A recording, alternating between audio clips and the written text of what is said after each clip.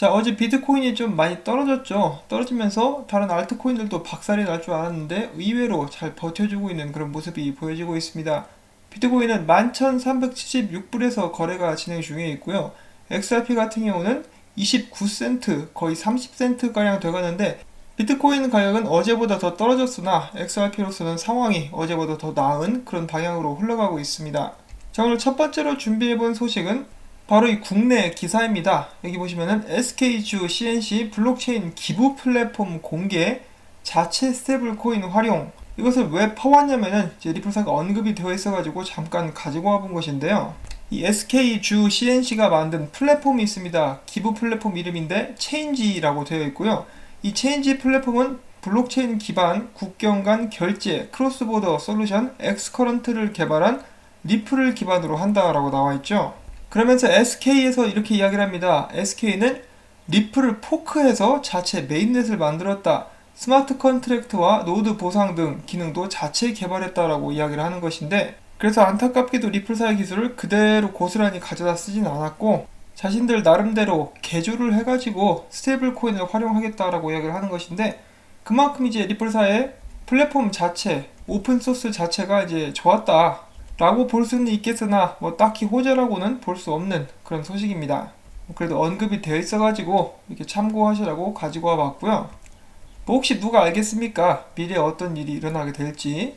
자, 아무튼 그 다음에는 이 가격, 항상 예민한 가격에 대해서 이제 차트 분석을 하는 사람들의 한 사람의 의견을 하나 가지고 와봤습니다. 이 리플 XRP는 사실 약 5주 전에 주간 트렌드 라인을 깨고 밑으로 내려왔다. 그러면서 지금 다음 지지선에서 지지를 받고 있는 상황인데, 이런 식으로 계속 가다 보면은 내가 봤을 때 25센트까지도 떨어질 수 있다라고 이야기를 하고 있습니다.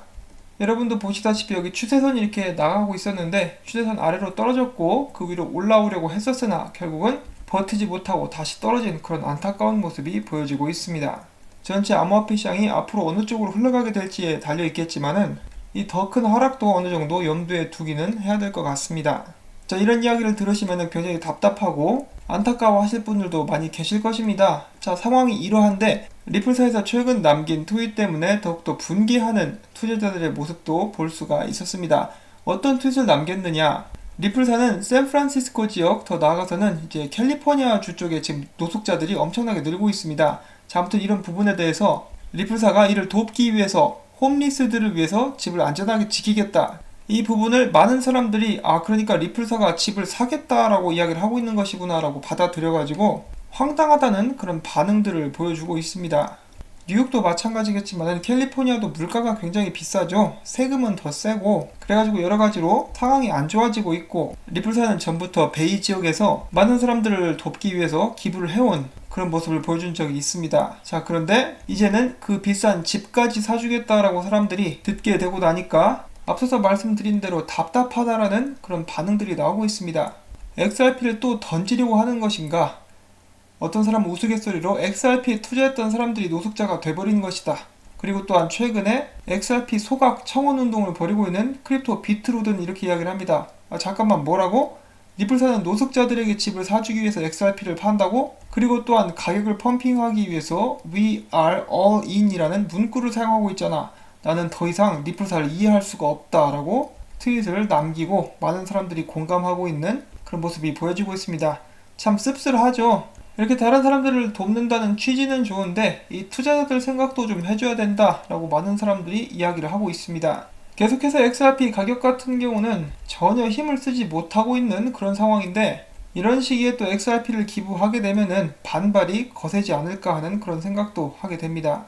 그리고 또한 이 영상을 보고 계시는 분들도 답답한 마음을 감추기 힘드실 수도 있을 것 같은데, 상황이 참 애매합니다. 이렇게 많은 고통받는 사람들을 돕는다라는 차원에서는 정말 훌륭한 일을 하고 있다라고도 볼 수가 있겠는데, 여기서 그 과정 속에서 아직 어떤 식으로 기부가 진행되게 될지는 모르겠지만은 여태까지의 행적을 봤을 때는 아무래도 XRP를 팔아서 그 돈으로 기부를 하게 되지 않을까라고 이미 많은 사람들이 생각을 하고 있는 그런 모습이고, 그렇게 됐을 때 다른 사람들을 돕는 것은 좋은데 XRP 가격에는 안 좋은 영향을 끼칠 수 있게 되지 않느냐라는 우려가 지배적인 그런 상황입니다. 그래도 저는 약속을 드렸다시피 좋은 소식이든 나쁜 소식이든 좋은지 나쁜지 약간 아쉬운지 그런 애매모호한 소식들 전부 다 이렇게 전달을 해드리고 있습니다. 자, 그러면은 다음 소식 넘어가 보도록 하겠습니다. 리플사에서 법무부의 활동이 또 최근에 두드러지고 있는데, 리플사의 법률 자문관인 스튜어트 알데로티가 최근에 CNN 비즈니스에 기고문을 내서 미국은 기술과 정책 면에서 항상 전 세계적으로 리더 역할을 해왔고, 또한 여기에 블록체인과 암호화폐 시대가 도래했는데 다시 한번 미국이 그렇게 할 수 있는 기회가 왔다라고 글을 올렸습니다. 계속해서 이 정책적으로 리플사가 미국의 의회라든지 정치인들에게 이렇게 압박을 넣고 있는 모습들이 보여지고 있는데, 여기에 의해서 며칠 전에는 리플사에서 고용한 새로운 규제 담당자죠. 미셸 본드와 리플사의 마케팅 수석 부사장인 모니카 롱 씨가 함께 자리를 해서 지금 현재 전 세계 규제 상황에 대해서 토론을 하는 그런 모습도 공개가 된 바가 있습니다. 이 토론에서 미셸 본드는 특히 영국 금융행위감독청이 디지털 자산을 정의하는 훌륭한 일을 했다. 리플은 관행이 아닌 원칙에 기반한 프레임워크를 지지한다라고 밝혔습니다. 그러면서 그는 암호화폐에 대한 각국 정부의 시각은 각양각색이다라고 설명하며 일부 국가는 암호화폐에 대해 매우 적대적이고 또 다른 국가는 매우 우호적이고 개방적이다라고 전달을 했습니다. 그리고 또한 토론의 막바지에 꽤 중요한 이야기들을 해주게 되는데요. 이 부분을 또 잠깐 보도록 하겠습니다. Before we leave, two more questions. What's your 2 to 4 year view of the global regulatory landscape? What do you think is going to shake out? So, like I said, this is a really exciting policy area, and it is certainly, we're seeing an upward trend. We're seeing regulators talking with each other, co-learning from each other.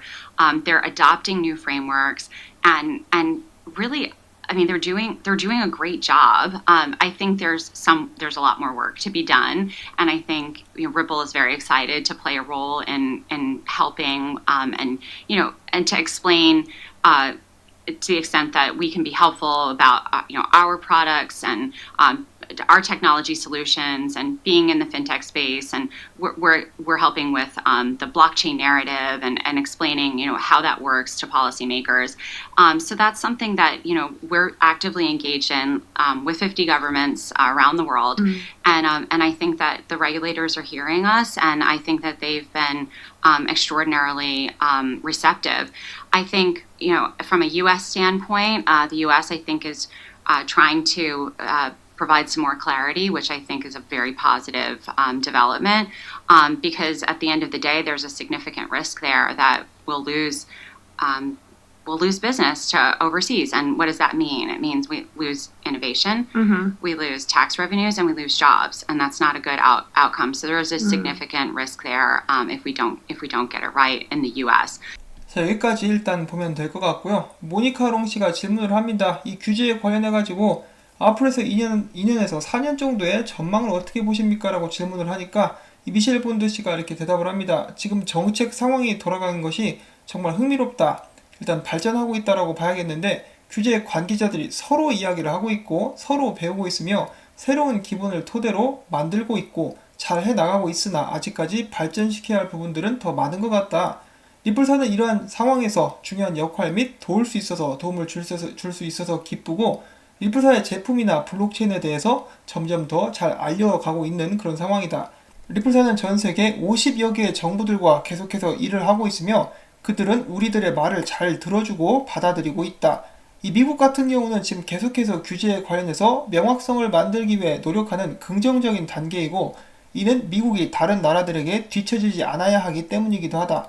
만약에 미국이 뒤처질 경우 다른 나라로 사업을 뺏길 것이고 혁신도 양보하게 될 것이며 그로부터 오는 세금도 잃어버리게 될 것이다. 또한 더 많은 직장을 해외에 빼앗기게 되는 위험을 감수해야 하게 될 수도 있다.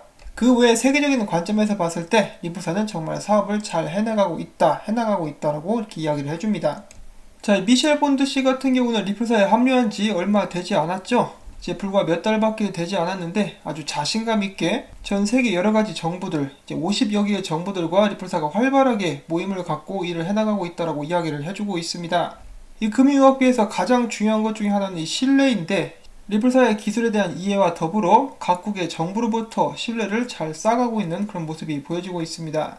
그리고 또한 이 미국 같은 경우도 최근에서 계속 나오고 있는 이야기 중에 하나가 가만히 손 놓고 있으면 다른 나라들에게 비해서 뒤처진다. 혁신도 일자리도 전부 다 뺏기게 될 것이다 라는 목소리가 높아지고 있기 때문에 조만간 더 적극적인 미국 내에서의 정책 관련 발전을 저희가 또 기대를 해볼 수가 있겠죠.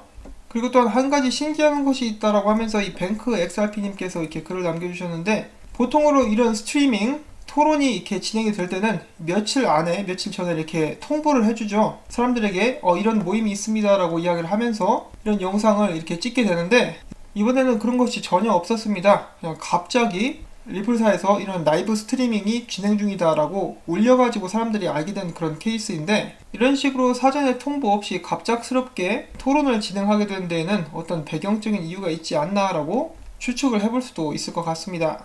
자, 그 다음 정보는 마찬가지로 이 스튜어트 XRP님께서 제공을 해주신 그런 정보인데요.